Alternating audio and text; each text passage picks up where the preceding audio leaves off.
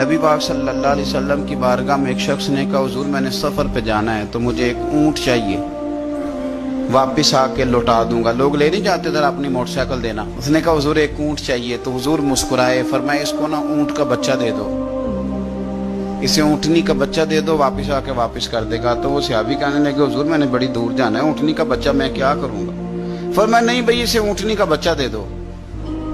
وہ کہا حضور بڑی دور جانا ہے، اونٹنی کا بچہ۔